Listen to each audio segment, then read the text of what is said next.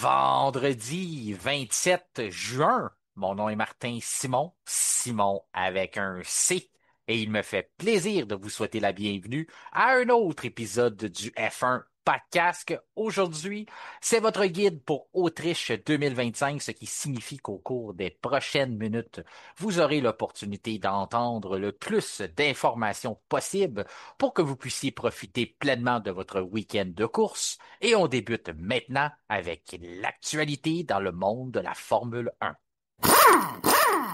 Et on rejoint maintenant notre collaborateur du vendredi, le descripteur analyste des courses de Formule 1 pour la GTCQ.tv, mais il est surtout un pilote de la division élite pour nos amis de la team FSR. François Goulet, comment ça va? Ça va très bien, Marty. Excuse-moi, tu sais très bien pourquoi je ris en ce moment. Ah oui, parce que Puis, j'ai commencé l'épisode, on a déjà eu un blooper sur la fin de l'année. J'ai c'est bon. commencé en disant notre collaborateur du lundi. Je sais pas pourquoi Euh, j'étais rendu là.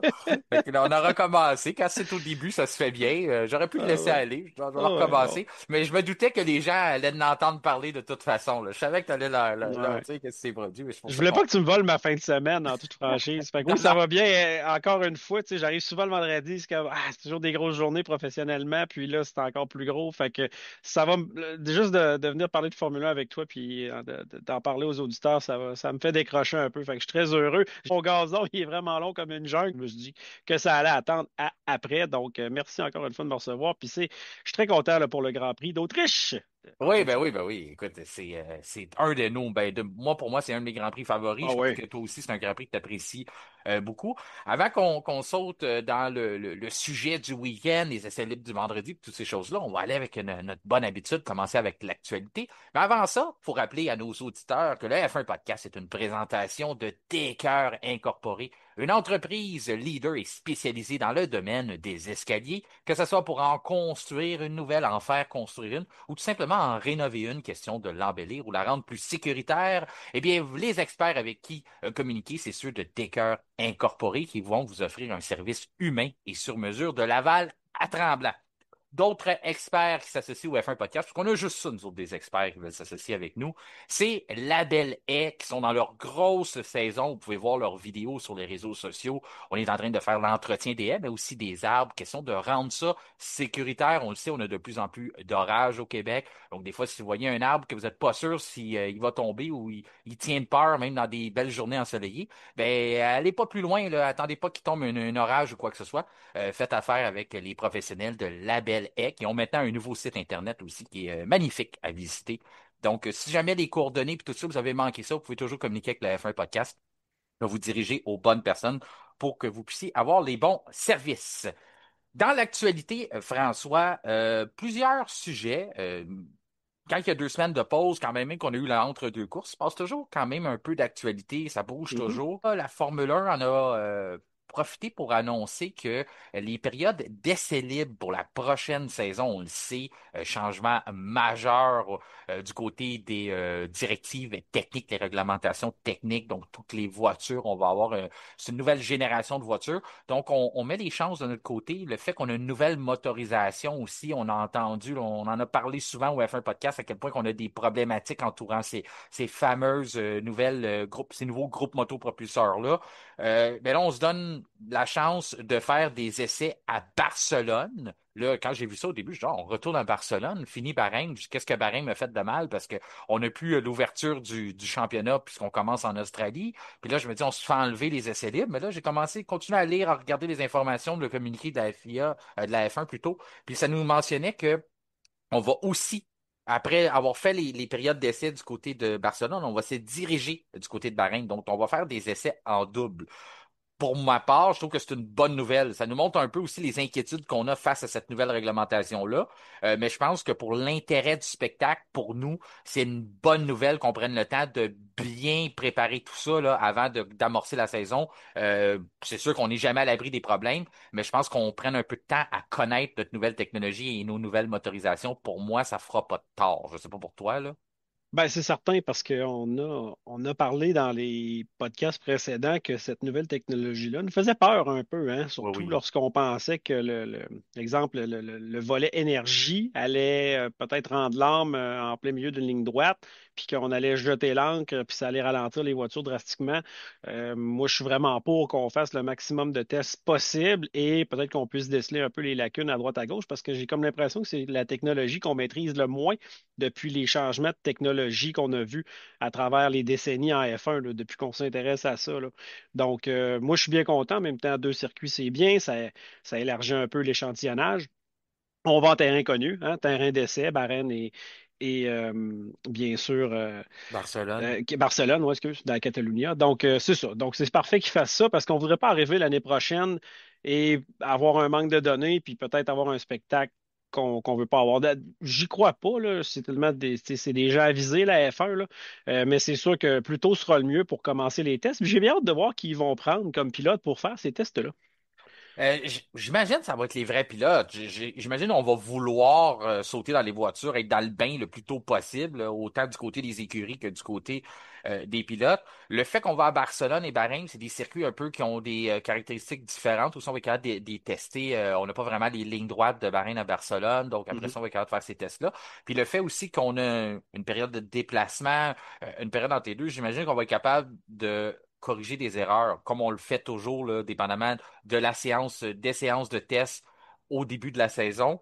Mais là, c'est peut-être du côté de la FIA qu'on va être capable de venir rajuster le tir, de dire ah, finalement, ça fonctionne pas, on laisse tomber ça, ou finalement, les moteurs, c'est correct, on vous laisse la chance d'utiliser les moteurs comme ça. Tu sais, je me dis, c'est comme on a un parachute, là. Au moins, si c'est catastrophique du côté de Barcelone, on peut apporter les correctifs, puis après ça, faire comme si de rien n'était, puis recommencer à zéro du côté de Bahreïn. Est-ce qu'on a cette latitude-là de se retourner autant que ça dans ces réglementations-là? Est-ce qu'il y a des choses qui fonctionnent pas? Et j'imagine qu'avec tous les pépins qu'on a vécus depuis les derniers mois, là, autant du côté motorisation que même du côté aéro, là, il y avait des tests de sécurité qui fonctionnaient pas, puis toutes ces choses-là. J'imagine en tout cas, j'ose croire là, qu'on se prépare un petit coussin. Là, s'il arrive quelque chose qu'on peut se revirer de bord, là, j'imagine qu'on n'arrive pas complètement coincé s'il n'y a rien qui fonctionne. Comme tu le dis, on a confiance en ces gens-là. Tu sais, je fais souvent la blague de dire on pourrait probablement régler bien des problèmes dans le monde avec tous les Hum. cerveaux qu'on a dans les paddocks. Là, si on les affectait à d'autres responsabilités plutôt que de construire des voitures rapides, on pourrait sûrement régler bien d'autres problèmes. C'est des gens qui sont excessivement intelligents. Mais en tout cas, ça, c'est une nouvelle qui est sortie qui a quand même piqué ma curiosité de voir que c'est rare qu'on voit ça, mais on comprend avec la situation. Autre dossier qu'on a déjà discuté au F1 Podcast, je fais un suivi pour vous, pour les auditeurs, mais aussi pour toi, François. Je sais que tu en as entendu parler, mais on s'est impliqué dans ce Ouais. dossier-là du fait de la présidence de la FIA, le terme de 4 ans qui va se terminer en décembre. On sollicite des candidatures possibles pour faire une élection. C'est un volet démocratique qu'on a à la FIA. Et à ce moment-là, si on a des adversaires, ben, on fait une élection. Si on n'en a pas, ben, on continue avec le même président. Les possibles candidatures pouvaient venir du côté de Suzy Wolf, on l'a mentionné, même si ça n'a jamais été officiel. C'est toujours comme ça dans des campagnes électorales. On va mettre la grosse orteille dans l'eau, là, savoir si la température est bonne. On fait ça dans toutes les formes de candidature. On va voir si on a des appuis. Puis après ça, on se présente. Donc, c'est pour ça que souvent, on laisse le nom véhiculer un peu dans les médias. Celui de Wolf avait véhiculé un petit peu. Finalement, j'imagine qu'on n'a pas eu nécessairement la réponse qu'on voulait pour aller de plus loin. Du côté de Carlos Sainz Senior, ben, c'est la même étude qu'on faisait dans les dernières semaines. Son nom circulait. Nous, les deux causes qu'on n'aimait pas, c'est qu'autant du côté de Mme Valve que du côté de Monsieur Sainz, il y avait des possibles conflits d'intérêts, pour ne pas dire des conflits d'intérêts visibles de leur côté. Mais là, il se retire. Il ne va pas se présenter, Carlos Sainz. Ben, il se retire pas, il fait juste pas se présenter. Mais il a rendu ça officiel comme quoi que ça va aller plus tard. C'est pas maintenant qu'il va décider de faire le grand saut. De ton côté, est-ce que tu es déçu qu'on va poursuivre avec le même président? Aurais-tu aimé avoir des candidatures pareilles? Il reste encore du temps, là, mais disons, il est quasiment passé minuit, là. Oui, ben, oui, je suis déçu. Parce que on s'attendait. Puis, tu sais, il y en a qui sont beaucoup, en tout cas, sont très vocales au sujet de Mohamed Ben Sulayem, Oui. qui sont pas tout à fait d'accord avec ses politiques. Bon, je pense que le maximum, c'est 2 mandats. C'est un peu comme la présidence américaine, si je ne me trompe Mhm. pas. Oui, je suis déçu qu'il n'y ait pas de candidat. Là, maintenant que Carlos Sainz se retire, ben, en même temps, ça règle le dossier des conflits d'intérêts. C'est de valeur parce que les seuls candidats qu'on a parlé, c'est 2 candidats qui, oui, avaient des conflits d'intérêts. Puis là, je réfléchissais à la question. Je dis, ouais, mais qui dans le monde automobile n'a pas de contact avec quelqu'un qui est déjà là? C'est un petit monde, hein? Tout le monde se connaît. Oui, oui. Donc là, c'est On sûr, se c'est des membres rappelle, de la famille, là. Fait c'est que ça. On se rappelle des Jean Todt, puis ces choses-là. Tu sais, c'est c'est sûr ça. il y a toujours des liens. C'est juste que je trouve que Mm. c'était trop étroit, là. Ouais, là, c'était familial, là, Oui, donc c'est c'était ça. comme un peu trop flagrant. C'est juste, je trouve ça plate qu'il y ait personne qui lève la main. C'est certain qu'il y a quelqu'un qui pourrait arriver un peu plus, mettons, de l'Amérique du Nord, qui est peut-être quelqu'un qui a fait de l'IndyCar pendant longtemps ou qui était dans l'IMSA, l'endurance, tout ça. Tu sais, des gens qui s'y connaissent quand même en course automobile, pas nécessairement parce qu'ils ont été dans les F2, F3, F1. Mais exemple, Tim Cindric, tu sais, quelqu'un qui a fait Oui. qui a été de la course longtemps, il n'y a plus de job là maintenant. Go, vas-y, tu sais. Donc, tout ça pour dire que oui, j'aurais préféré qu'il y ait quand même au moins un débat, parce que si Ben Sulayem est réélu parce qu'il n'y a juste pas d'opposition, ben là, les autres n'ont pas d'argument pour, excuse-moi, bon québécois, chialer. Écoute, il n'y a personne qui s'est présenté pour le déloger de là, donc endurez-le, là.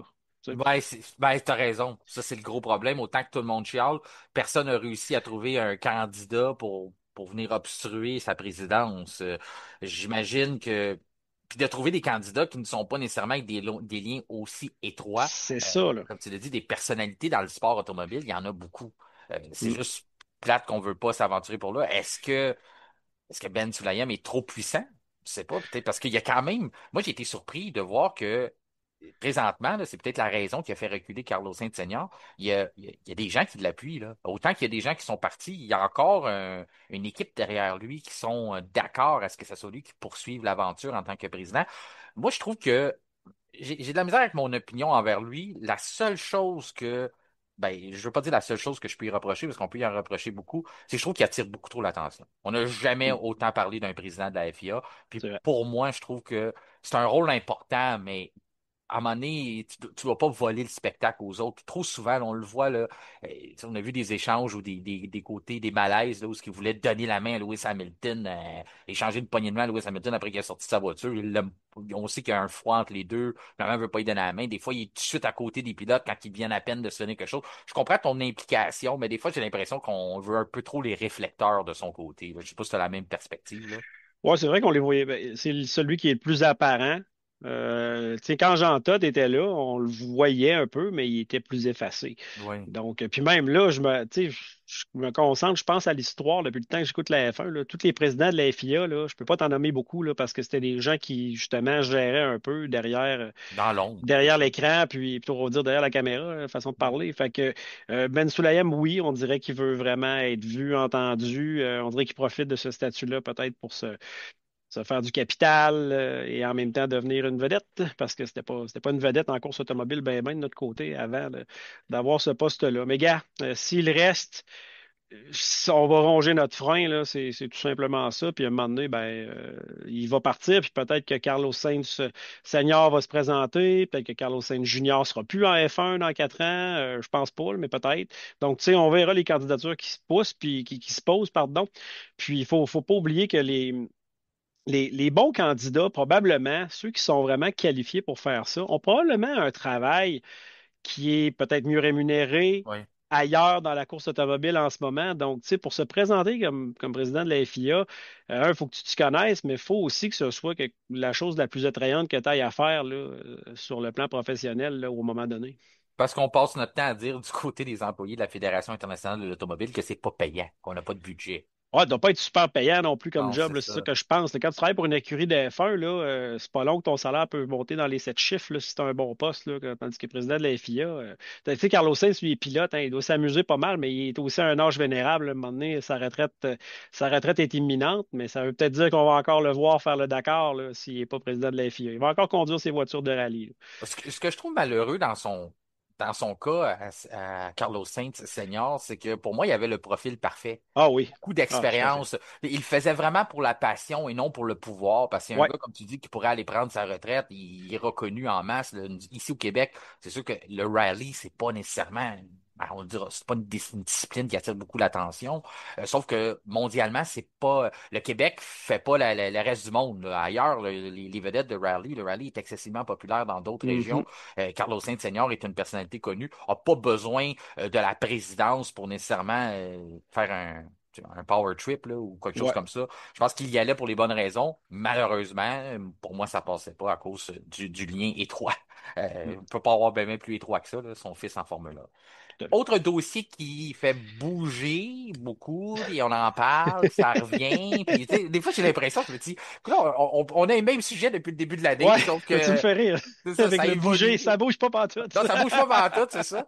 Ça bouge, mais c'est les mêmes phrases, mais mis dans Ouais. d'autres, qui sortent de d'autres bouches, puis mis dans d'autres lignes. Mais en tout cas, je veux quand même donner les suivis sur les dossiers. Je pense Ben que ouais. les gens veulent savoir ce qui se passe, entendre des rumeurs un peu partout. Ben, c'est le contrat de George Russell. Le contrat de Mhm. George Russell qui tourne encore autour de la fameuse rumeur de Max Verstappen chez Mercedes, que des gens aiment donc ramener dans les dossiers. Mais là, George l'a utilisé dans un pouvoir de négociation, j'ai trouvé. Parce que c'est lui-même qui a mentionné aux journalistes de dire, ah, ben Mercedes, moi, je suis prêt à négocier avec eux, j'attends mon contrat, sauf que eux, c'est normal, ils veulent monter la meilleure écurie possible, ils veulent regarder toutes leurs options, et s'ils sont intéressés à discuter avec Max Verstappen, ben moi, je me dois de patienter pour ça, c'est un 4 fois champion du monde, tout ça. Fait qu'il y a comme enlever la pression, mais en même temps, il l'a mis un peu en voulant dire, ben, allez demander à Mercedes pourquoi il aime mieux attendre après Max que plutôt de signer moi. Il dit, moi, de mon côté, je peux pas bien en faire plus. C'est Non. sûr que là, il sort d'une victoire à Montréal, fait que ça paraît bien, tu sais, Mhm. peut dire ça. Moi, de mon côté,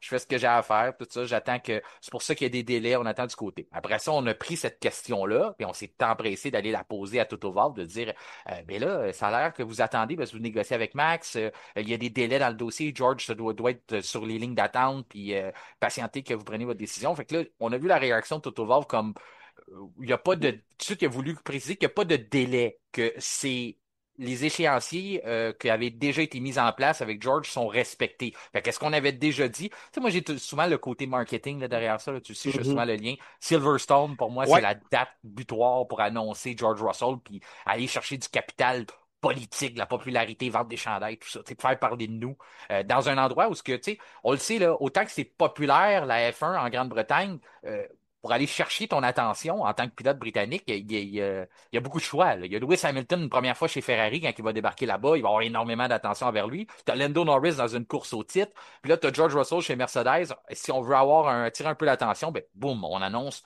nouvelle prolongation de contrat, c'est avec lui qu'on va de l'avant.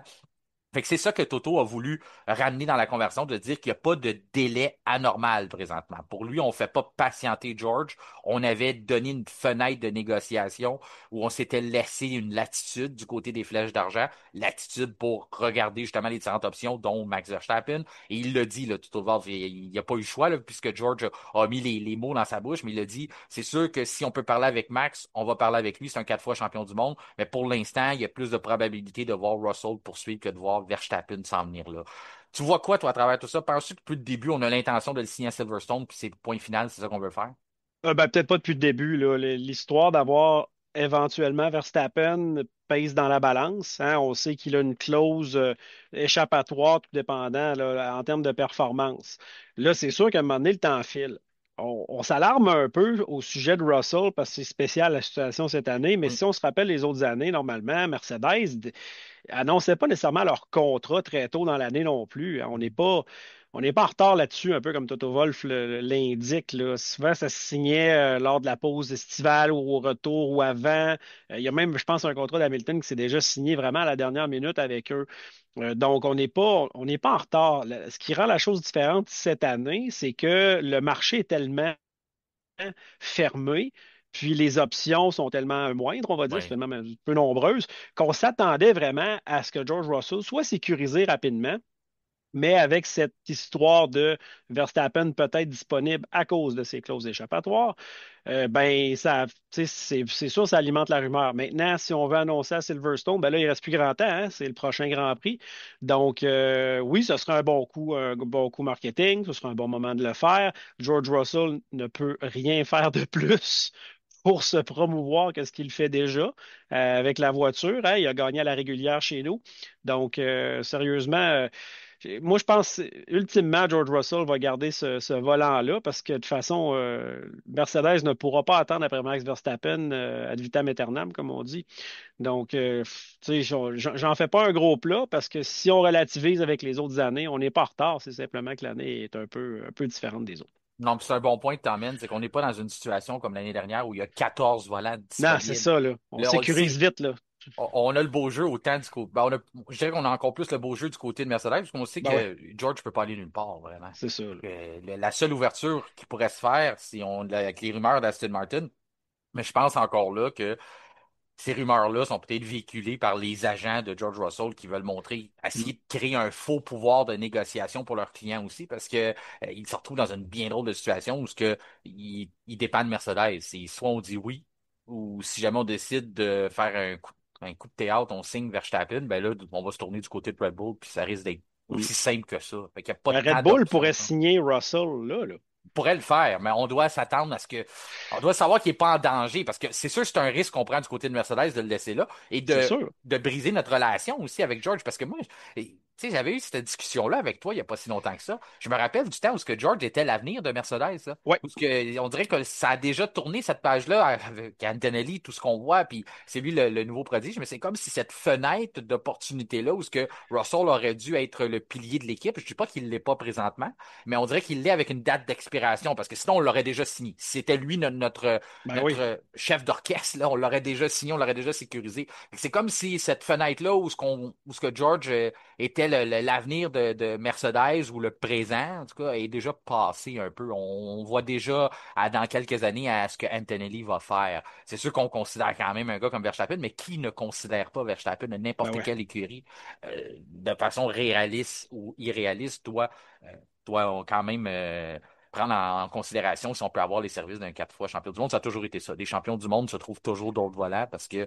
c'est de l'expérience qu'on n'a pas. Parlant de trouver des volants, j'ai un suivi sur le dossier d'Arvid Lindblad. Tu te rappelles, Hmm. du côté de Red Bull, on a demandé une dérogation pour l'avoir plus tôt. J'avais soulevé la question de dire, ben, sa fête, c'est au mois d'août. Qu'est-ce qu'on est si pressé de l'avoir plus tôt? Il va avoir 18 ans au mois d'août, mais on sait le règlement de la super licence, ça prend les points. Mais ça prend aussi l'âge. L'âge, le critère minimum, c'est d'avoir au moins 18 ans. Il ne l'avait pas. Donc, on a demandé une dérogation.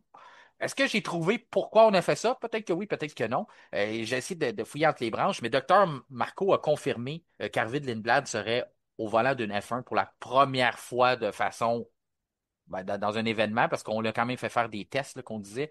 Ça va être lors de la séance d'essai libre numéro 1 à Silverstone. Il vient de là. C'est un pilote britannique. Je pense qu'il y a des origines mélangées, là, partagées, Ouais. mais c'est quand même un pilote britannique à la base. Donc, on va l'emmener chez lui pour la première fois. Et puis, coïncidence, pendant que Dr. Marco explique qu'on va avoir Lindblad en EL1, que ça sera du côté de Silverstone, il y a Christian Horner qui répondait à des questions sur pourquoi que Red Bull paraît souvent comme les méchants. Pourquoi qu'on est impopulaire du côté de Red Bull. Pourquoi que c'est souvent polarisant, autant lui, autant Verstappen, puis tout ça. Puis il expliquait que on a souvent livré des bagarres dans les dernières années à des pilotes britanniques, dont Hamilton, Lando Norris plus récemment. Il dit ça vient échauder le public britannique. Puis là, il a expliqué tout plein de choses que dans le fond, que l'impopularité de Red Bull partait surtout du public britannique. On en a eu le bel exemple là, lors du dévoilement des voitures en début de saison au O2 Arena Oh à oui. Londres, où on avait hué Red Bull. Donc, ça a tourné beaucoup aux alentours de ça. Avec là, je mettais les morceaux ensemble, genre. C'est vrai que côté ramener, aller chercher un capital politique ou la sympathie des gens ou ces choses-là, c'est vrai que mettre Lindblad à Silverstone, ramener un pilote britannique dans une écurie qui est pourtant, là, même si on dit que c'est une écurie qui défend les couleurs de l'Autriche, Red Bull est en Angleterre quand même. Là, Ouais. on emploie du monde là-bas, on paye des taxes, on achète des terrains, on encourage l'Angleterre. Là, quand même, on n'est pas des étrangers là-bas. Puis en plus, Christian Horner est britannique Ben lui. oui. Fait que, Et sa femme est une Spice Girl, un ah, des ben écoute, bijoux de la c'est ça. Grande-Bretagne. Quoi de mieux qu'une Spice Girl pour aller chercher justement de la sympathie? Ben Tout ouais. ça, ça fonctionne pas. Fait que est-ce qu'un pilote britannique, c'est pour ça que je voulais te demander, vois-tu le lien là? Penses-tu que Ah c'est oui. sûr que Lindblad est très talentueux, là? Ouais, mais tu comprends Ben, où je veux en venir, ouais, hein? ouais. Ben, si je vois pas le lien, là, c'est que Ouais. J'ai pas vu le lien non plus. C'est comment il s'appelait? C'était le pilote japonais qui a été mis au Japon, là, qui était pour Renault Alpine, pardon, mais pas. Ah, pas Iwasa, Hirakawa, je pense. Hirakawa, ouais, ouais, Ouais, ouais, c'est ça. Donc, on a toujours un peu de misère là, quand on les voit pas souvent. Sauf que oui, c'est ça. Fait que, c'est sûr, tu mets le pilote dans son pays d'origine, ça attire du capital, ça fait plaisir aux partisans. Donc oui, je pense que t'as mis le doigt dans le mille, là, parce que tu sais, on comprenait pas trop, à moins que justement Verstappen ait sa fameuse pénalité. Mais oui, l'empressement, sérieusement, t'as fait 1 + 1 égale 2 là, là-dessus. Là. Moi, ça a j'avais été plus vraiment long pas un fait. peu, mais, Ouais, mais c'est bon, moi mais je je suis l'avais arrivé pas à vu venir. l'équation. Ouais, non, c'est bon. Écoute, ça serait vraiment une hypothèse dominante. Donc, chapeau, Martin. Ensuite, ben merci, merci. Comme je dis, ça a été un peu plus long, là, mettre les bons calculs ensemble. Mais là, je suis OK, T'es le ça devait être premier que ça. j'entends dire ça d'ailleurs, hein, peu importe ce que j'écoute là, comme nouvelle ou quoi que ce soit, t'es le premier qui amène cet aspect-là. Donc, tu pourrais l'écrire, le mettre dans les journaux et tu passerais pour un pionnier. Ouais, c'est pour ça qu'il faut écouter le F1 podcast. Ben, tout à Les fait. gens commencent à s'en rendre compte. Ensuite, Sébastien Vettel. On en a parlé aussi la semaine dernière. On disait que je mentionnais ce qui pourrait être finalement une option pour l'année prochaine au volant.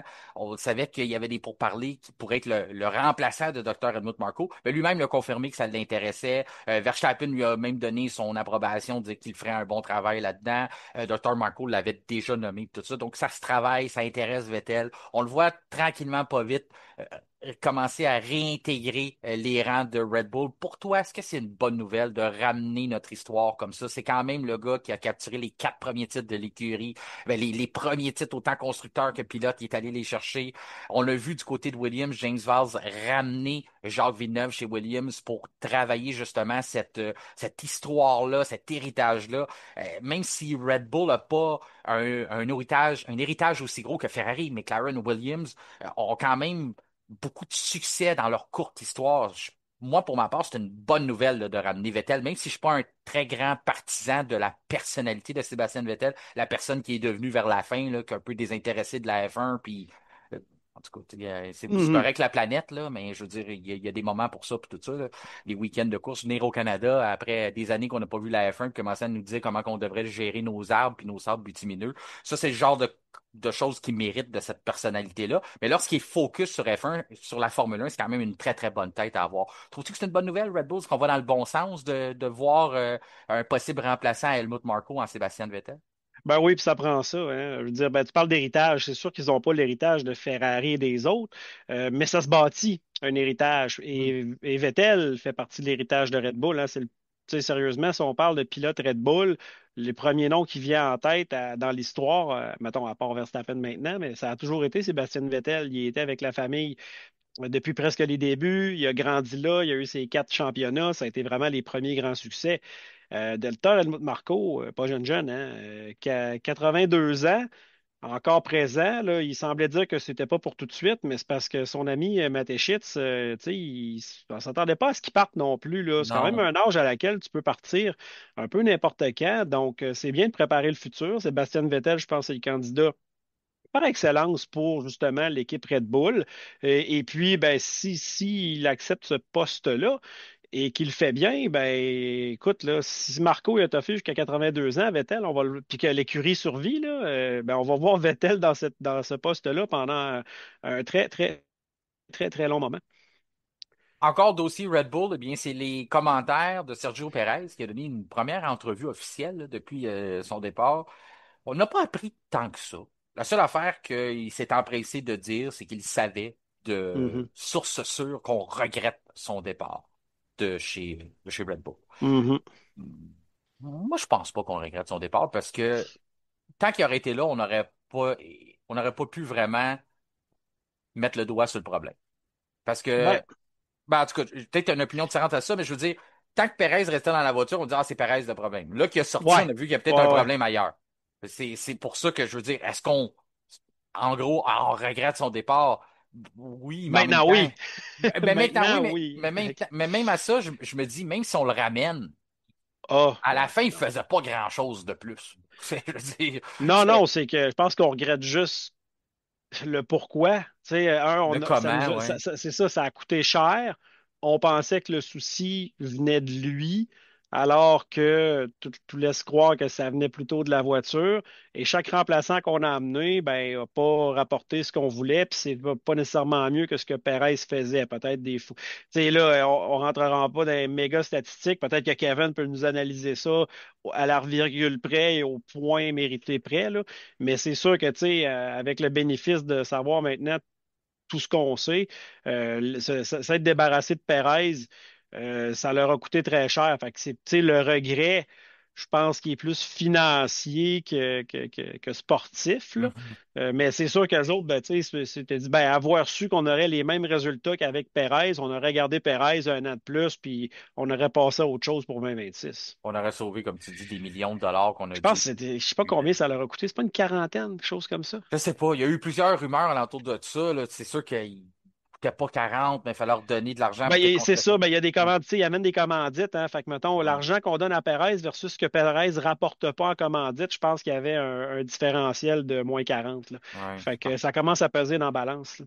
Comment ça pesait dans la balance? On sauve beaucoup sur le salaire du nouveau pilote, mais il rapporte pas autant en commandite. Non, c'est ça. Moi, je trouve qu'on aurait regretté si Perez était toujours, mettons, cinquième à tous les week-ends, mais on trouvait que c'était pas assez. Tu sais, si Ah on oui, avait là, été ça, c'est trop, sûr. c'est ça, si on avait été trop exigeant, là, de dire, ah, nous autres, cinquième, c'est inacceptable, on veut des podiums, puis là, tu le laisses partir, puis finalement, tu es à l'extérieur du top 10, là, tu peux te dire, Ah quelle ouais, là, c'est sorte sûr. d'erreur qu'on a fait.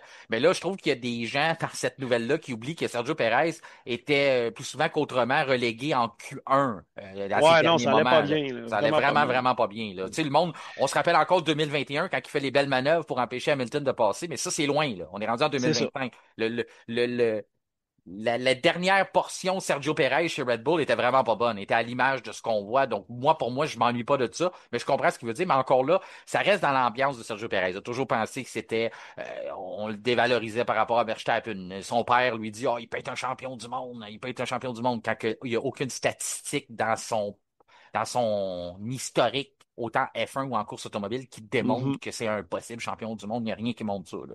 Mais c'est ça, des fois. Fait que, cette conférence de presse-là, j'ai trouvé que c'était encore une fois pour lui, pour montrer qu'il a rien fait de mal, qu'il a toujours été bon, qu'il a toujours bien fait. Je trouve pas que c'est l'attitude qu'il devrait avoir, mais en tout cas, là, présentement, c'est sûr qu'il veut se faire un banc, un volant, s'assurer un volant chez Cadillac. Mhm. C'est toujours entre lui et Bottas. En tout cas, du moins, c'est ce qu'on entend. Ça bouge pas de ce côté-là. Mhm. Toujours les rumeurs. J'ai l'impression, mais encore là, c'est ce qu'on voit dans la popularité ou son nom. J'ai l'impression que Valtteri Bottas est en train de prendre un petit peu d'avance sur Sergio Perez.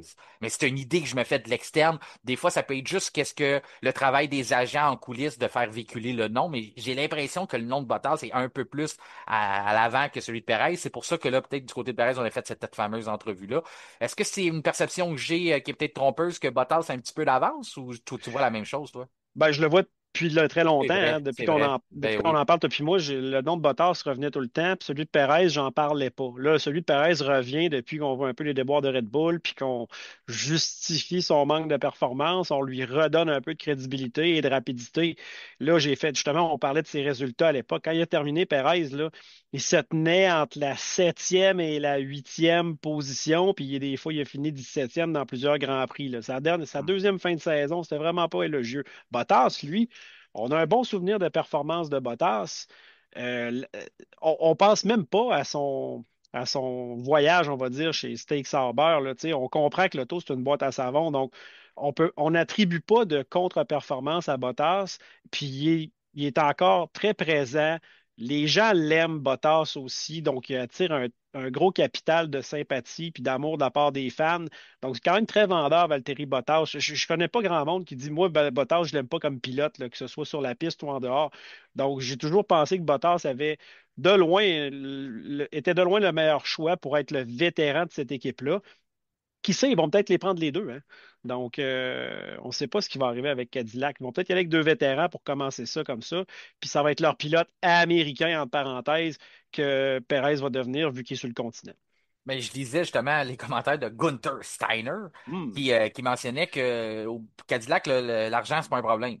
Non, vraiment Comme pas. tu dis, là, payer Bottas puis Perez, il n'y a pas de problème. Puis lui, il dit, c'est le contraire de la réalité que moi j'avais. Il dit, moi, Bottas et Perez, ni un ni l'autre, j'aurais pu me les payer quand j'étais chez As. Il a dit, Mhm. j'avais pas de budget, je me suis déjà informé, j'avais pas d'argent pour embaucher ni l'autre de ces deux gars-là. Mais il dit, ça, c'est pas le problème avec Cadillac. On pourrait les prendre les deux. Je suis content que tu emmènes ce point-là parce que c'est vrai, c'est une réalité qu'on pourrait se décider de faire un duo de pilotes vétérans.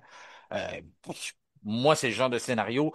Autant que je pense pas qu'on va tout régler du côté de Bottas puis du côté de Perez, mais je trouve que pour lancer une nouvelle voiture, c'est peut-être la meilleure façon. Parce qu'un pilote jeune qui a jamais piloté en Formule 1 donne des rendus sur une voiture qui est flambant neuve, t'as pas l'expérience toi non plus, tout est neuf, le gars a pas plus d'expérience que toi, je trouve qu'à longue, ça fait bien du zéro puis une barre, là. Lui, Mhm. lui, il sait pas trop, ça est à sa première année, toi, c'est la première fois que tu fais ça, même si on va prendre des gens d'expérience, là, mais quand même, non, je trouve que le scénario d'avoir des vétérans puis des gars qui ont été dans des écuries d'usine comme Ouais. Valtteri Bottas, ça a un poids, un gars qui connaît la motorisation Ferrari, parce que même si tu dis, on oublie un peu son passage chez Stack dans les dernières années, c'est quand même une motorisation Ferrari qu'il a eu la chance de connaître, même si ça va changer en 2026. Il y a quand même des choses qui restent pareilles, là, des formules, ce que Lewis Hamilton nous a expliqué que c'était si compliqué à comprendre, là, tous les programmes moteurs de Ferrari étaient différents de chez Mercedes. Ben là, du côté de Bottas, il connaît cette motorisation-là. Ce que Sergio Perez n'a pas nécessairement. Une nouvelle rassurante pour Franco Colapetto ou inquiétante, c'est à toi de Ouais. décider. On C'est moi dit qui que, décide, parfait. ouais, on dit que on va lui laisser du temps, là, tu sais, il y a quelques semaines, t'es quasiment sous pression, c'était quasiment son dernier Grand Prix. Là, on dit, ah non, c'est correct, là, il a du temps, Franco, faut qu'il prenne le temps de s'habituer, on croit en lui, pis tout ça. Sauf que la dernière fois qu'un communiqué Alpine a dit ça, Dwayne a perdu son emploi quelques jours après parce que, selon Flavio Briatore, lui avait jamais dit ça, puis il avait pas fait. Les communiqués de ce qu'Alpine écrit, la main gauche qu'elle écrit versus que la main droite, il faut en prendre puis en laisser. Mais toi, de ton côté, est-ce que tu trouves ça rassurant qu'on dise ça du côté de Colapinto ou pour toi, c'est plus que ça passe ou ça casse en fin de semaine? Bref, non, c'est pas rassurant parce qu'on ne peut pas prendre leur parole comme étant de l'argent. Colapinto, encore une fois, 0 point au championnat. N'a pas démontré la fougue qu'il avait démontré avec Williams. Remarque, je pense que l'Alpine n'est pas une voiture aussi performante que la Williams. Donc, écoute, c'est plate à dire, mais je pense que Colapinto est sur exactement le même siège éjectable que Doohan.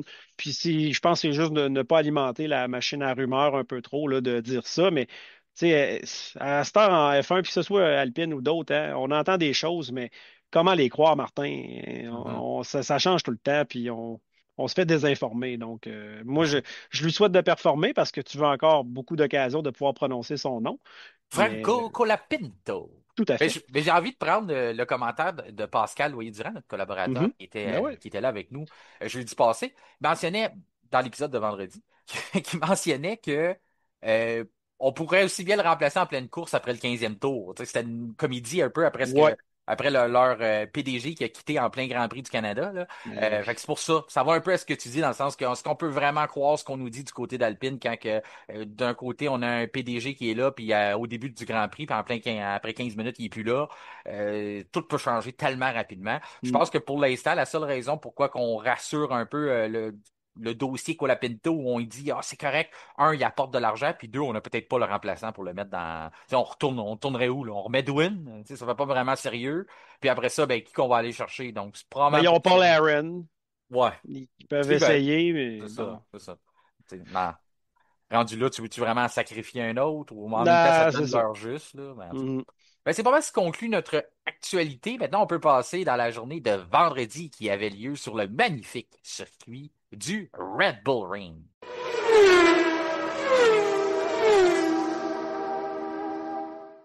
Eh bien oui, c'est vendredi que débutaient les préparatifs de la 11e manche du championnat du monde 2025 où, eh bien, au royaume Red Bull, un circuit baptisé le Red Bull Ring après qu'il a été acheté par le propriétaire de l'entreprise autrichienne en 2004.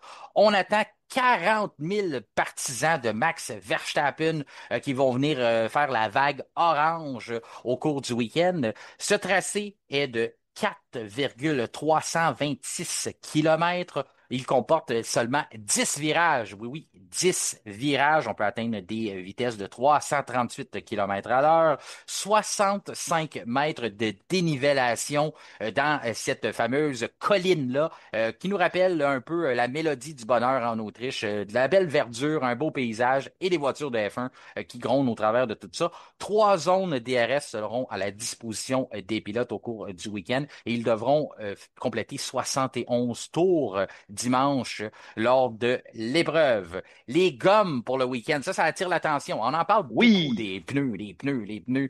Eh bien, les gens me demandent, est-ce que ça va être la C6 en fin de semaine, Martin? Eh bien non, ce sera C5, C4, C3. Je prends un court moment pour rappeler aux gens comment ça fonctionne parce que j'ai des questions envers ça. Le procédé, là, la gomme évolue à chaque Grand Prix, on la modifie un peu. Des fois, on utilise une sorte de gomme, des fois, on en utilise un autre, dépendamment l'asphalte, comment qu'elle est construite, les les caractéristiques du circuit, la vitesse, les virages, tout ça. On vient décider quelle sorte de gomme on veut utiliser.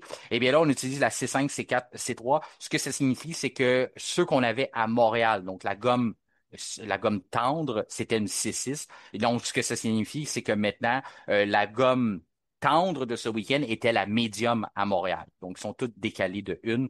C'est ce que ça va nous donner pour ce week-end-là. Peut-être une chose à tirer notre attention. Tu mentionnes souvent, toi, quand on a la C6, François, tu dis, ah, je serais Mhm. pas surpris de voir quelqu'un se qualifier avec la médium, avoir le meilleur tour. On passe très, très près de ça.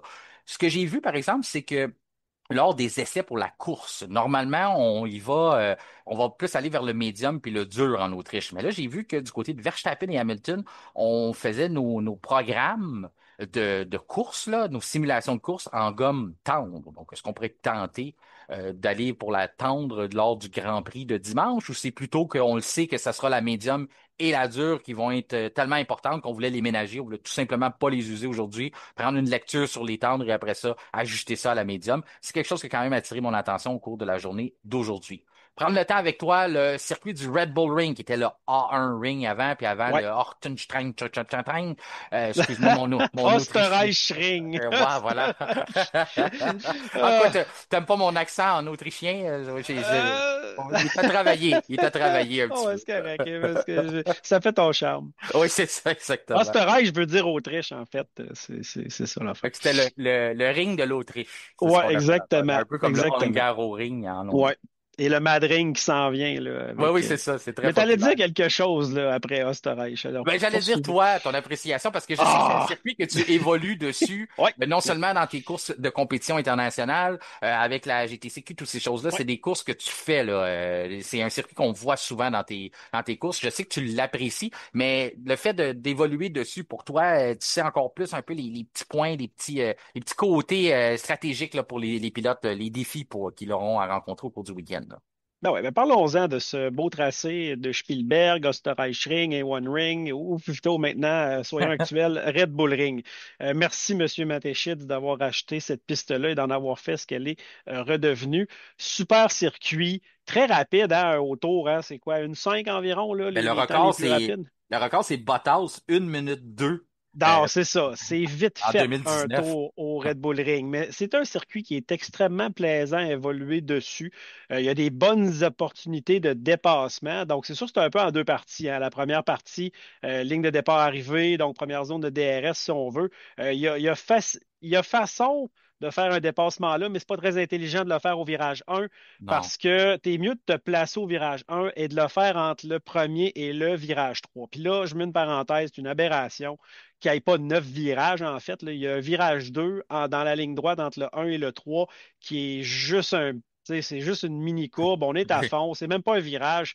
Je pense que Jean-Christophe serait d'accord avec moi. On appelle ça un kink, là. Ben, c'est parce Ah, on trouvait que 9 c'était pas assez. ouais, Il faut, on trouvait que faut en c'était avoir un pas minimum assez. de 10. Ok, Donc, on c'est trouvait un ça. quelque part, ouais, Donc, c'est moi, ça. souvent, je dis tout le temps le virage 2 quand je parle à des gens en parlant du fameux virage très serré qui est en fait le 3. Et celui-là, L'épingle, ouais. c'est là, ben, c'est ça, c'est presque une épingle. En fait, c'est pas un 90, c'est pas une épingle. On est vraiment entre les deux. C'est une des meilleures opportunités, sinon la meilleure de dépassement, ce circuit-là. C'est là où on a vu également Lando Norris.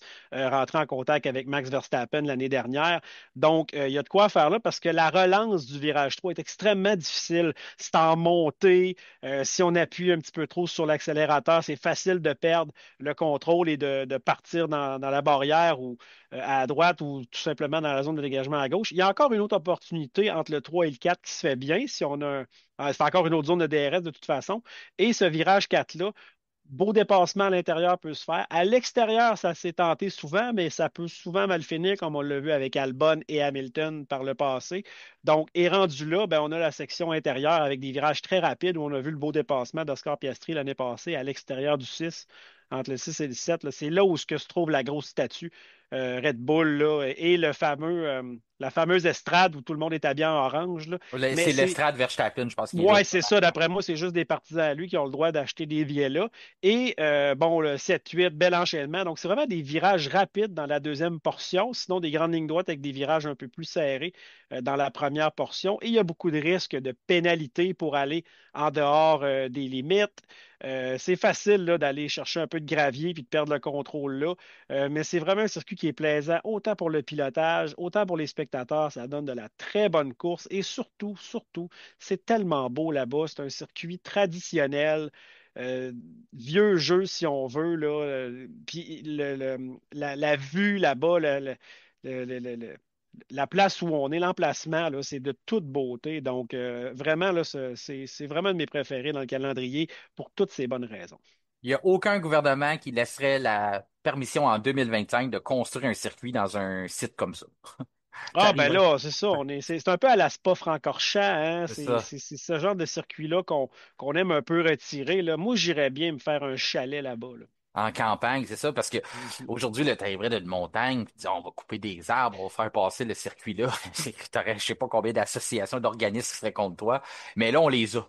C'est des droits acquis, qu'on peut dire comme ça. L'Autriche a son circuit dans un coin qui est exceptionnel pour Ah les ouais. prises de caméra. C'est un Ça fait un endroit que bol, j'aime. là. C'est un Oui, genre de oui. bol, Oh là. non, c'est comme je disais, 65 millimètres de nivellation. C'est rien à comparer du 100 millimètres de la Belgique, mais ce qu'on voit à la télé, ça rend pas honneur vraiment à ce qu'on voit en vrai, là. À quel point que les voitures vont monter hautes, vont redescendre à un certain moment Ah dans oui. la plus petite partie du circuit.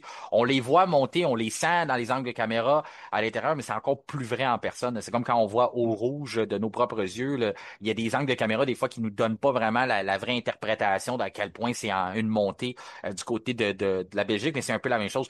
Si vous voulez vraiment avoir une idée, là, regardez la sortie des pluies.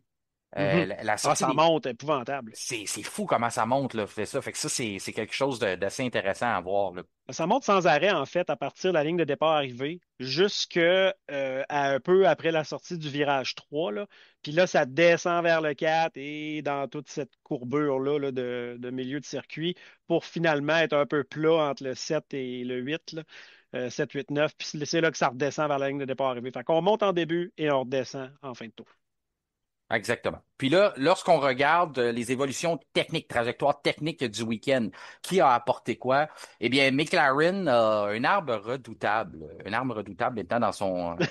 Un arbre redoutable, c'est la belle haie Ouais, qui c'est eux était. autres qui s'occupent de ça. Donc, une arme redoutable C'est bon. plutôt qu'ils ont dans leur arsenal maintenant, c'est Sonic.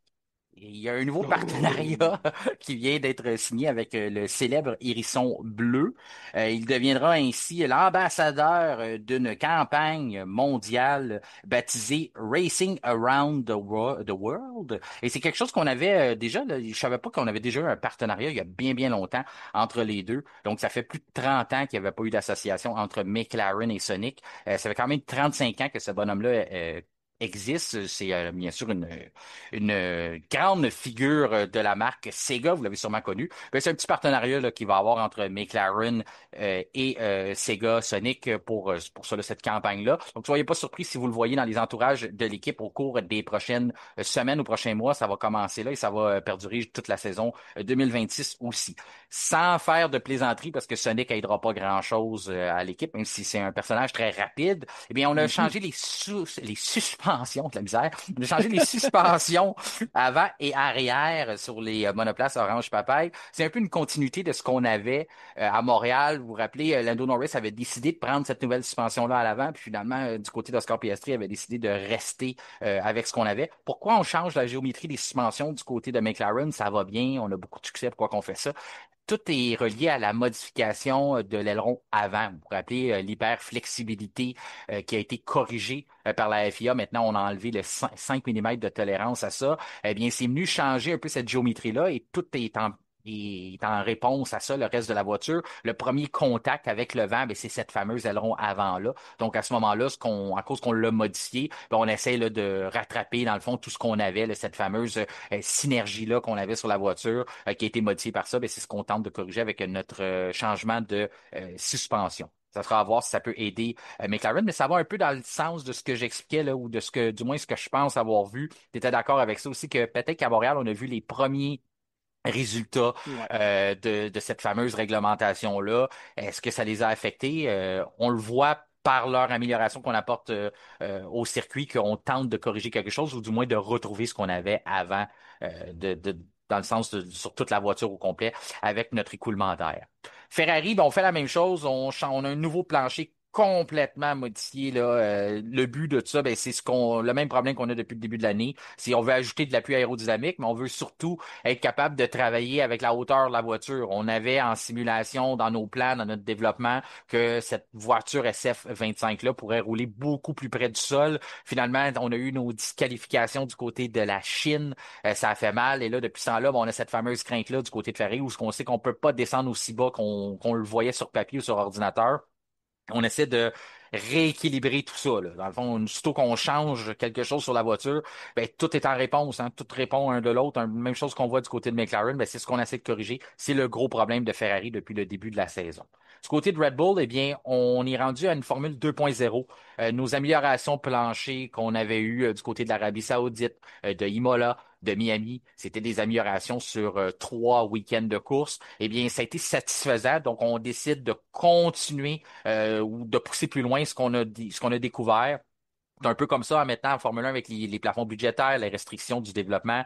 On essaie de voir un peu si ça va bien de ce côté-là, puis finalement, si on a des bons résultats, ben là, on décide de mettre les sous et le temps de l'investir dans ce développement-là, et c'est ce qu'on fait. Donc, une version 2.0 de cette amélioration-là, on continue de travailler. Donc, ça va être intéressant de voir autant du côté de Red Bull si on peut faire des gains significatifs devant nos partisans à la maison. Du côté de Mercedes, ben on a décidé quand même de changer des choses, mais c'est plus spécifique au circuit. J'ai quand même décidé de les mentionner parce que on voit que Mercedes, ça les dérange le fait qu'on annonce chaud. Aujourd'hui, c'était Mhm. pas très, très chaud, là, c'était correct. Mais le fait qu'on va frôler les 29-30 degrés au cours de la course, de la qualification, je pense que ça les dérange un peu. Donc, on a décidé d'agrandir notre conduit d'aération pour les freins. On a aussi changé le capot moteur pour être sûr de bien avoir un bon refroidissement sur le groupe motopropulseur. Alors, on sait qu'on a eu des problèmes avec notre motorisation sur la fiabilité depuis le début de la saison. Donc, on prend pas de chance. Fait que c'est surtout spécifique au circuit. C'est pas quelque chose qu'on va voir nécessairement ailleurs, mais ça montre quand même, là, lorsqu'on regarde ces analyses-là, qu'on a une certaine crainte du côté de Mercedes. Un, à préserver notre motorisation, mais aussi à être capable d'être compétitif malgré la chaleur. Du côté de Racing Bulls, la petite sœur de Red Bull, on apporte aussi des modifications, une nouvelle géométrie des volets de l'aile avant et arrière qu'on modifie. Donc, on travaille pour les performances aérodynamiques sur le profil des ailerons. Encore là, on dit que c'est spécifique au circuit, mais c'est quelque chose qui, si ça fonctionne bien, on pourrait continuer d'évoluer là-dessus au cours de la saison. Bonne nouvelle, toutes les fois que je vois Stack Sauber apporter des Mhm. améliorations, je trouve ça le fun. Je trouve ça le fun de ne pas créer un écart trop grand, de ne pas affecter la parité de la grille. On n'a pas un écurie en arrière qui ne développe pas sa voiture pendant que les autres le font. Finalement, on se retrouve largué. Donc, c'est une amélioration majeure. On a eu des bons résultats du côté de Stack depuis quelques grands prix. Merci à Nico Hülkenberg notamment. Mais c'est surtout dans la zone intermédiaire du plancher, y compris les bords du plancher. Dans le fond, ce qu'on veut faire, c'est à l'extérieur du diffuseur pour améliorer les conditions d'écoulement tout au long de la voiture. C'est ce qu'on veut faire du côté. On a aussi une nouvelle aileron arrière qui adapté à cette piste-là, mais aussi quelque chose qu'on pourrait revoir au cours de la saison dans ce type de configuration de circuit-là. Donc, c'est pas mal là, toutes les améliorations qu'on a apportées. On arrive à un point névralgique de la saison, hein, Dr. Marco de chez Red Bull le mentionnait, comme quoi que peut-être à Silverstone, on pourrait décider de mettre fin aux évolutions du côté de Red Bull. Et c'est pas les seuls là, qui commencent à regarder, faire les petits calculs avec 2026 qui approche, où est-ce qu'on est dans la saison, le classement, pourquoi qu'on se bat, pourquoi qu'on travaille, est-ce qu'on sacrifie notre saison 2026 pour continuer de compétitif en 2025. C'est toutes des questions qu'on se pose du côté de Ferrari, du côté de Red Bull. Donc, si on se pose ces questions-là à l'avant du peloton, imaginez à l'arrière ce qu'on se dit lorsqu'on se bat plus ou moins pour quelque chose. Donc, ça va être intéressant de voir là, peut-être une parité qui va s'installer après Silverstone où ce que les voitures ne seront plus, n'auront plus d'évolution technique et on va être obligé de faire avec ce qu'on a. Petit côté sur la EL1, François, rapidement, parce que je sais qu'on porte pas trop attention à ça, mais il y a quand même quelque chose qu'il faut noter. C'est l'arrivée de Alex Dunn. C'est qui Mhm. ça, Alex Dunn? Mais c'est un pilote âgé de 19 ans, pilote irlandais, que bien des gens ont fait la connaissance aujourd'hui. Je t'explique pourquoi. On l'embarque dans la voiture. Première séance d'essai libre, fait le quatrième temps tout de suite derrière son coéquipier chez McLaren, parce qu'il était dans la voiture de Lando Norris, tout de suite Ouais, derrière Oscar Piastri. à bien peu de choses d'ailleurs, hein, un dixième, même pas un dixième de seconde. C'est ça. Fait que c'est très beau, très beau. Ouais, Disons très que bon. lui, il Il a vient gardé la de. voiture en un seul morceau aussi, hein. Fait que ça, il a remercié Lando Norris de lui avoir prêté sa voiture et voilà.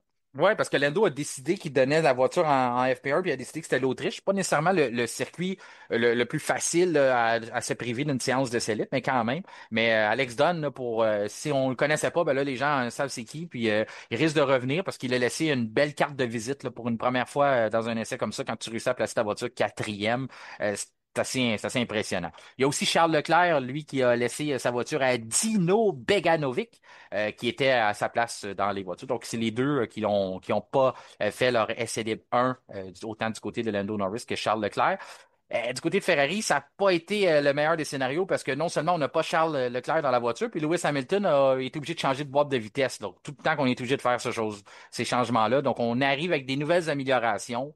Non seulement on met un pilote pas d'expérience dans une des voitures pour faire des tests, c'est pas l'idéal. Puis en plus, on se ramasse que Lewis Hamilton, notre vétéran qui est là pour aller faire la reconnaissance avec ces nouvelles améliorations-là, ben lui, sa barre de vitesse décide qu'elle ne veut pas coopérer, on est obligé de la changer. Donc, EL1 a oublié du côté de la Scuderia. Oh oui. Maintenant, maintenant, on peut passer à la deuxième séance d'essai libre.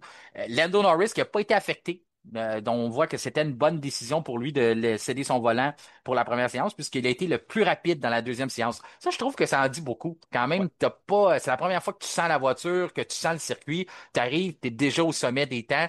C'est un beau scénario pour Lando Norris, là. Oui, ben, Lando Norris est confortable au Red C'est Bull ça. Ring. Il a déjà eu des bons résultats. Je pense que son premier podium, c'était là, si je ne me trompe pas. Oh, c'est une bonne question, L'année peut-être, de oui. pandémie, ça ne m'étonnerait pas que sa troisième position, me semble, dans Ouais, t'as l'un des raison. deux Grands Prix, là. Ouais. De mémoire, c'est ça. Puis, fait que, tu sais, ce qui est arrivé l'année dernière, ça n'a rien à voir avec le circuit, là. C'est arrivé comme ça. Donc, Lando Norris est très à l'aise là-bas. Je pense en même temps qu'il veut démontrer qu'il a rien perdu depuis son petit accro là, au Grand Prix du Canada. Il reste 14 courses techniquement. Ben, il reste 14 courses avec celle-là là, pour la suite des choses. Donc, c'est là, que Lando Norris se doit de rebondir, de montrer qu'il est le pilote qui peut aller remporter ce championnat-là. Tu sais, on parle beaucoup de Piastri, mais Norris, s'il ne faisait pas autant d'erreurs, il serait probablement en tête de ce championnat-là. Donc, écoute, c'est une belle annonce de sa part. Puis, espérons que ça va nous mener à une belle course à la régulière propre, peut-être même entre les deux pilotes McLaren en fin de semaine avec ça. Oui, ben, la course au titre se poursuit, Ah, tout à fait. même si Lando n'a pas eu le week-end espéré à Montréal, quand même, il est quand même toujours présent. Oscar Piastri, ben, lui, était le deuxième plus rapide dans la deuxième séance d'essai libre. On voit que les écarts, là, faut faire attention hein, sur ce circuit-là parce que 3 dixièmes, là, ça t'emmène quasiment dernier. Ah non, c'est ça. Le tour est tellement court que l'échantillonnage, là, tu sais, tantôt tu parlais de la FP1 avec le pilote Ferrari, là, je pense que c'est Bogdanovic ou quelque chose comme ça. Oui, oui, exactement. En tout cas, ça finit comme ça. Puis, ce qu'il fait, c'est que, oui, il est à 8 dixièmes en arrière, mais c'est un tour de 1 minute 4, 1 minute 5. Donc, 8 dixièmes, c'est une éternité sur un tour comme celui-là. Donc là, ouais, c'est ça. Fait que, C'est pour ça que c'est le contraste entre lui et Alex Dunn. C'est ça qui, je trouve, ouais, qui montre encore plus l'exploit qu'Alex Dunn a fait tout à aujourd'hui, fait. d'arriver première fois. On sait le stress, la famille est là, tout le monde est temps, on veut prendre des photos. c'est une nouvelle réalité. Tu embarques dans la voiture, comme tu dis, sur un tour où il faut tellement que tu sois compétitif, où chaque petit écart devient monstrueux au fil d'arrivée. Finalement, il est là, là. On peut pas, tu sais, le terme en anglais, on dit il était dans le pace, là, il était dans le rythme, pas à peu Ouais, près, là. Il était là. tout à fait. Verstappen aussi, dans le rythme, il était très bon le matin. Pas nécessairement satisfait de sa voiture, mais ça, on s'en fait pas avec ça parce que le Ouais, vendredi, je le toujours de répète même. souvent, mais Red Bull, on est rendu que on fait notre étude au circuit, on fait pas confiance à nos instruments à l'usine. Donc, cette journée-là, ce qu'on fait, c'est qu'on recule, on va récolter des données. Max va faire la simulation cette nuit. Il y a d'autres gens qui vont trouver des techniques au cours du week-end pour essayer de l'aider. Il faut quand même noter que pour la première fois depuis qu'il est chez Red Bull, il n'y a pas son ingénieur. Hein, Max, Ouais, son c'est vrai, Jean, on n'a pas parlé de ça. ouais, exactement. Jean Pierrot, qui ne sera pas là pour le week-end. C'est quand même quelque chose à prendre en considération. Est-ce que ça va venir affecter Verstappen au complet? Non, mais c'est juste la routine qui est pas là. Quand on sait que depuis 2016, il a toujours été son ingénieur, il arrive pour une première fois. On lui a pas donné n'importe quel Non. remplaçant non plus. Là. On lui a donné quelqu'un qui est là, qui a énormément d'expérience en Simon Reni chez Red Bull, mais quand même, c'est pas le même parler, c'est pas la même communication, c'est pas la même conversation. C'est certain qu'on a mis quelqu'un qui est probablement très étroit de Max, qui travaille avec lui normalement aussi, là. Mhm. Mais quand même, c'est une information, je pense que ça valait d'être partagé à nos auditeurs de savoir si on entend une voix différente au cours du week-end dans les oreilles de Max, eh bien, c'est pour ça. Dans le reste du classement, quand on regarde, oui, Verstappen a un bon temps, quand même. Je l'ai trouvé compétitif. Un qui surprend, qu'on n'attendait pas là, mais on va quand même le Hmm. féliciter pour sa performance, c'est Lance Stroll. Lance Stroll, Je ils sont en train l'applaudis en ce d'applaudir, moment. oui, c'est Ouais. ça. Non, le Lance Stroll, quand même, on le sait que je veux pas le dénigrer. Il ne risque pas de se retrouver là probablement samedi. On lui souhaite là, quand même qu'il soit là. Mais quatrième, faut le prendre quand ça passe. Je pense que c'est un beau temps. C'est un circuit où c'est ça. La Aston Martin, c'est pas nécessairement un circuit où on dit elle va bien répondre parce que c'est un peu contradictoire. Autant qu'on a des virages rapides, on a quand même un virage là, comme tu signalais tantôt, là, qui est pas tout à fait un épingle. Des fois, tu es obligé de tout compromettre ta configuration de la voiture juste pour ce fameux virage-là que je vais appeler le virage 2 avec toi, là, en solidarité avec toi. C'est fin, merci beaucoup. Parce que dans ma tête, ou à moi aussi, c'est le virage 2, c'est lui. Fait qu'à Ouais. ce moment-là, ben, ça va être intéressant de voir, mais quand même, Lance Stroll, tu sais, j'imagine que t'as été surpris comme tout le monde de le voir là, quatrième. Là. Oui, ben c'est sûr, je suis content, mais surpris. Espérons que ça va se transposer, se transbahuter Oui. sur la qualification, mais on espère, là, puis c'est rare ces temps-ci aussi, parce qu'on l'a vu au début de saison, mais c'est rare qu'on va scroll en avant d'Alonso là, dans les dernières semaines, mois. Donc, parfait pour notre compatriote canadien, Lance Stroll. J'espère juste qu'il va nous amener un bon résultat et qui sait peut-être le voir dans le top 10, ça serait vraiment, vraiment encourageant. Puis, tu sais, je comprends les auditeurs qui vont se dire, bah, c'est quatrième, c'est le vendredi, on s'en fout. Je suis d'accord avec vous. Oh, Sauf ouais, ça veut que, moins dire. Là. sauf que quand tu es à la recherche de confiance ou de beaux moments, tu vas Ouais, prendre tout ce qui passe. tout à Quatrième fait. pour un pilote dans la situation que Lance Stroll est présentement, on se rappellera là, les blessures, encore Ouais, une chirurgie, c'est vrai. arrive à Montréal, frappe le mur le vendredi, toutes ces choses-là, là, d'arriver puis d'avoir un bon vendredi qui commence bien. Je me rappelle pas la dernière fois qu'on a dit qu'un week-end avait bien débuté pour Lance Stroll. Donc, ça va être intéressant de voir là, comment il va être capable de bâtir là-dessus, autant pour lui qu'Aston Martin. Parlant de bâtir, bien, Charles Leclerc essaie de bâtir une confiance avec son nouveau plancher, Ouais. sa voiture. T'es pas là dans la première essai libre. Charles est très à l'aise en Autriche, hein. Même quand que c'était le temps de considérer peut-être les favoris, là, on va en venir dans notre bloc à la fin là, pour les prédictions. Et la voiture ne permet pas de considérer Charles Leclerc comme un possible prétendant à la pole position, sauf que c'est un circuit qui le fait bien. Il fait, tu sais, on parle souvent de l'effet Max Verstappen dans une Red Bull, mais l'effet Charles Leclerc dans une Ferrari, j'ai l'impression que c'est fait sentir aujourd'hui parce que malgré qu'il n'y a pas eu la première séance d'essai, c'était le jour et la nuit entre lui et Lewis Hamilton. Lewis Hamilton semblait complètement perdu. Puis du côté de Charles Leclerc, ben, ses repères étaient là. Pas nécessairement à l'aise avec la voiture, sauf que quand même cinquième. On le voit que la compétition puis savoir où placer sa voiture, c'est pas un problème pour Charles là, sur le Grand Prix d'Autriche. Il y a quelque chose là. Charles Leclerc, on le sait en qualification, peut sortir un lapin de son chapeau. Ferrari, quand même, pas largué là, en termes de moteur. Puis on sait que le moteur est important là-bas. Donc, je ne serais pas surpris de le voir au maximum cinquième en qualification et peut-être, comme j'ai dit, sortir un lapin de son chapeau. Je me répète, mais peut-être même un top 3. Là, tu sais, on sait qu'il est capable d'aller positionner sa voiture. Sur 6 dixièmes, bon, on est en essai libre. C'est pas la fin du monde. Mais je pense il va raccourcir là, cet écart-là. Puis on risque peut-être de le voir se coltailler là, à l'avant-scène. Si on prend la bonne trajectoire du côté de Ferrari. J'ai l'impression que des fois, le vendredi, on voit quelque chose, puis là, on essaie de bâtir là-dessus. On arrive dans la troisième séance de libre, on fait bien, on continue de construire. Puis là, il y a quelque chose qui casse entre les séances de libre et la qualification. En disant qualif, on dirait, on pousse peut-être un peu trop loin ce qu'on voulait faire, puis là, on se retrouve un peu perdu. J'espère que ce sera pas le cas, mais c'est sûr que là, on apporte des évolutions pour le week-end. C'est quand même une grosse évolution du plancher. Est-ce qu'on l'a bien compris? Est-ce qu'on va être capable de bien gérer la hauteur de la voiture? Il y a beaucoup de questions dans ce dossier-là, mais la meilleure lecture qu'on peut prendre présentement du côté de la Scuderia, c'est avec Charles, parce que du côté d'Hamilton, il y a trop un manque de confiance, là. On l'entendait dans ses commentaires, là. C'est très dur de, autant prendre puis t'en laisses, mais c'est dur d'avoir une idée réelle de ce qu'on a sous la main.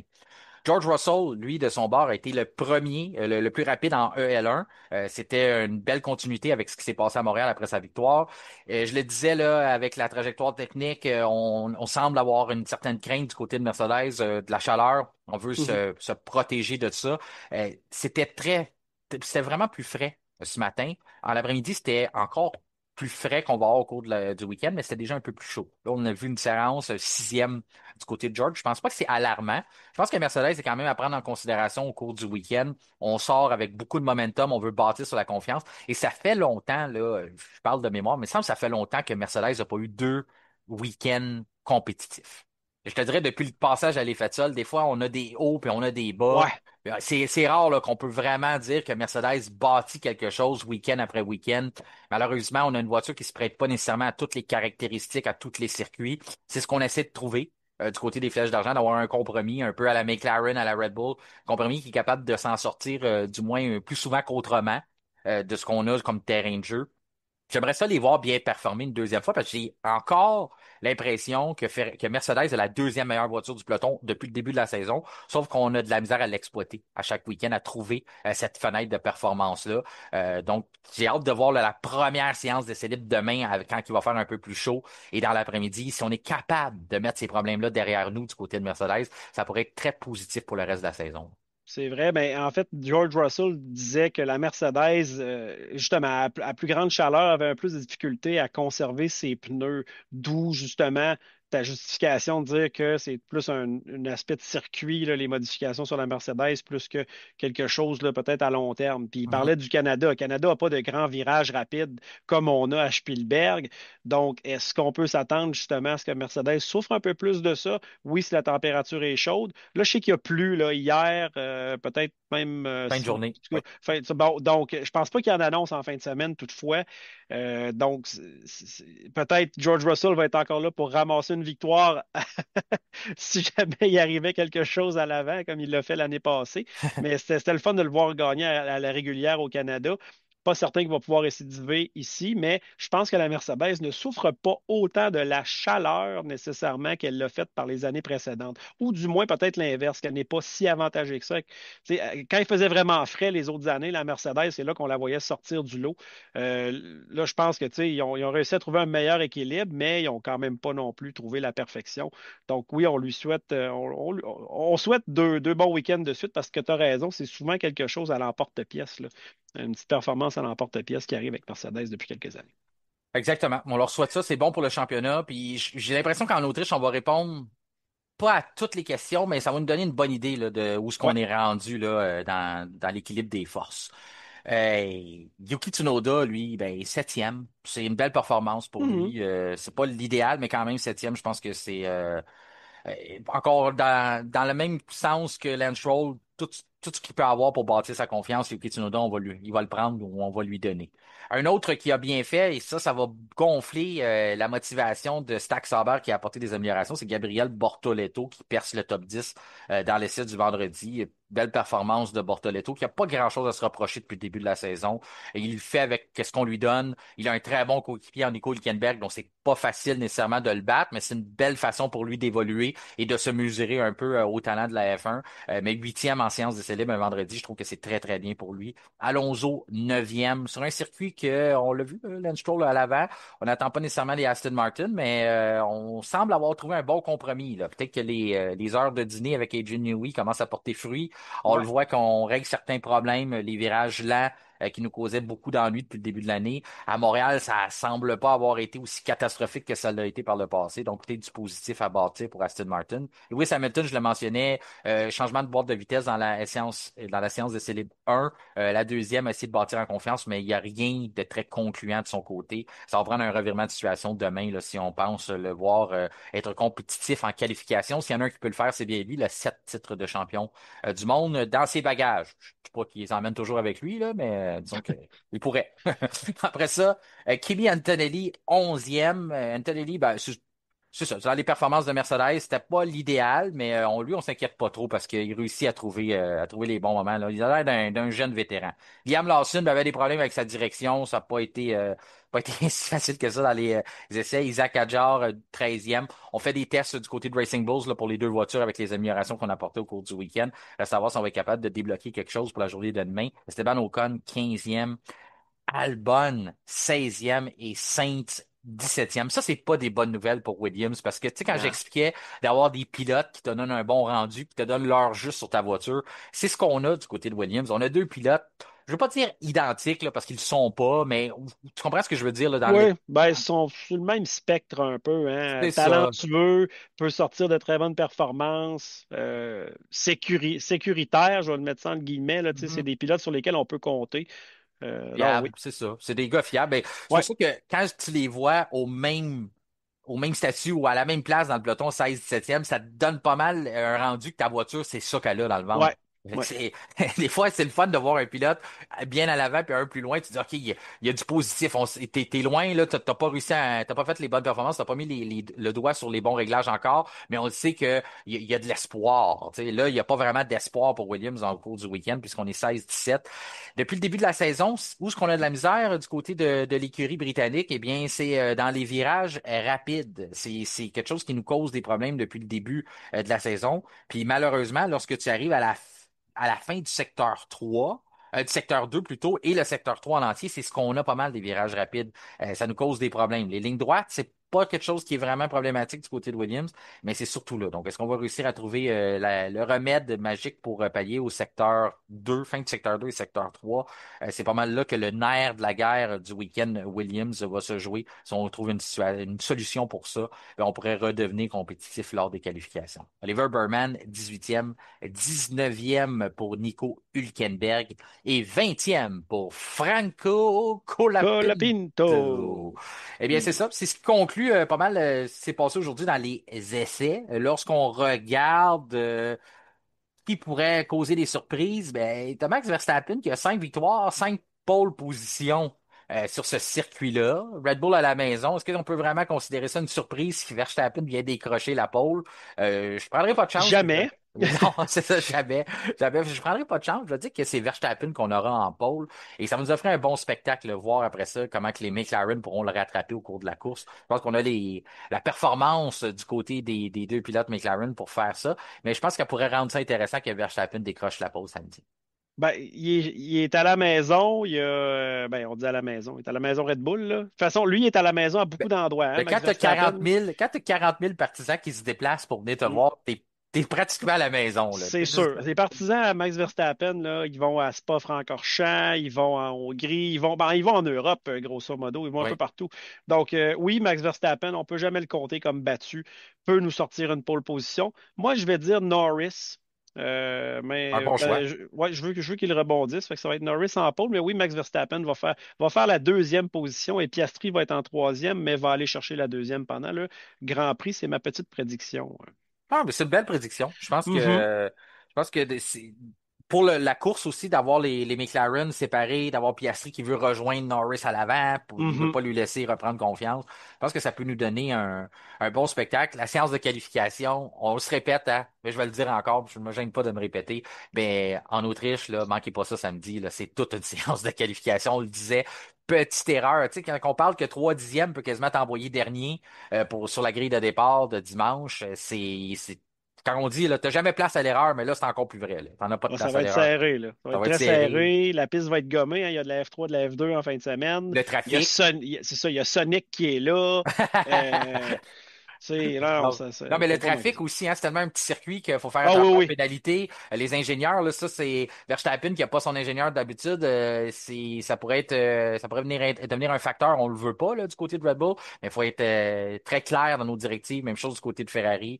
Faire attention aux limites de la piste. Tu l'expliquais tantôt Ouais, les aussi. Ça limites de la piste, oui. a été un fléau il y a quelques années, là, avec tous Mm. les temps effacés. On risque d'en voir encore, mais on a travaillé le circuit là, pour que ça soit un moins gros problème que ça l'est déjà. Ouais, c'est plus pénalisant si tu vas en dehors de piste. Pour ce qui est du trafic, oui, peut-être le petit circuit, mais on voit bien. Oui, La visibilité est bonne là-bas. Tu sais, je pense que si tu te mets à quelque part, tu peux voir quelque chose comme 80% du circuit. Donc, tu sais, des grandes lignes droites. Donc, on peut voir c'est un le bon monde point. arriver. Fait que d'après moi, on va peut-être voir un peu moins de monde gêner les autres, là, des pénalités peut-être reliées à ça. Moi, ce que je me rappelle, c'est la problématique des dernières années où ce qu'on pouvait prendre une pénalité, c'est quand on veut sortir du circuit, quand on veut aller à la ligne des puits, là, comment qu'elle est faite, rentrer dans la Oui, ligne oui, des oui. puits. Si tu ralentis trop, ben tu viens gâcher la ligne de course du Ah pilote qui oui, s'en vient. ça c'est dangereux là, Super dangereux. fois 1000 parce que justement quand tu veux rentrer au puits là, c'est vraiment entre le virage 9 et 10, et tu dois coller l'intérieur parce que sinon tu vas marcher sur la ligne, puis ben tu es vraiment au point de corde là, fait que faut que quelqu'un qui arrive derrière une voiture qui ralentit, faudrait quasiment qu'il y ait un clignotant pour annoncer l'entrée au puits parce que écoute un accident pourrait arriver facilement. Moi je l'ai vécu souvent en course de simulation quelqu'un qui rentre au puits, ou tu veux dépasser à l'intérieur, puis là, le gars, finalement, lui avait pensé rentrer au puits. En tout cas, je te compte pas toutes les histoires, là, mais c'est Non, mais je les vraiment. comprends. Je les C'est comprends ça. parce que c'est vraiment une situation particulière. Et c'est là, des fois, qu'on peut voir les pénalités arriver parce que c'est un bon point que tu emmenais. On a tellement de belle visibilité sur le circuit. C'est pas comme Monaco que tu tournes deux virages, d'un coup, tu arrives, il y a quelqu'un là. Tu peux voir vraiment Mhm. les dangers arriver. Sauf que ça, c'est peut-être la seule place où il y Ben, a c'est ça. Ça, un c'est point aveugle, ça. mort. Ah, c'est Ouais. ça, tu vois rien de Gros ce qui virage arrive. aveugle, ça. Ouais. C'est ça. En terminant, parce qu'il me reste un petit peu moins qu'une minute, juste le faire vite, vite. Labellet, qu'est-ce qu'on pourrait avoir comme surprise pour faire la coupure lors des séances de qualification? Tu sais, de voir Williams si loin, d'après moi, ils feront pas la coupure, ils passeront pas. J'ai envie de dire d'y aller de façon audacieuse. Je sais pas si tu es d'accord avec moi. Peut-être une stack dans le top 10 Ah, en moi, qualification. j'allais dire une Aston Martin, Ah, on va y genre aller avec Lance un Aston. Stroll. Ouais, Ouais, c'est vert comme la forêt, la belle ouais, haie, tout ça. Fait Labellet. tout en verdure là-bas. Ben, j'y vais avec toi. OK. Fait que, on met Stroll dans le top 10. Let's go, là. OK, notre prédiction labellet pour la surprise à la coupure sera Lance Stroll dans le top 10, donc en Ouais. Q3, Ouais. qui sera là pour la fin des qualifications. Ben si, en parlant de fin, c'est la fin de l'épisode. Merci Mhm. beaucoup, François. Je te laisse Plaisir. retourner à couper ton gazon puis à t'occuper de tous tes déménagements qui s'en viennent du 1er juillet. Donc, il reste que quelques secondes. Donc, si on veut pas se couper, je te souhaite un excellent week-end de course. Pareil à tous. Bonne fin de semaine. C'est ce qui conclut notre épisode du vendredi 27 juin. Notre prochain rendez-vous sera lundi avec notre retour sur le week-end de course en Autriche. Et d'ici là, je vous invite à nous rejoindre sur les différents réseaux sociaux, notamment sur Facebook, X, Twitter ainsi que Instagram, et à vous abonner à nos chaînes Spotify et YouTube et activer la petite cloche, question de recevoir une notification lors de la publication des nouveaux épisodes. Mon nom est Martin Simon, Simon avec un C. Je vous remercie de faire confiance au F1 Podcast et je vous souhaite un excellent week-end de course.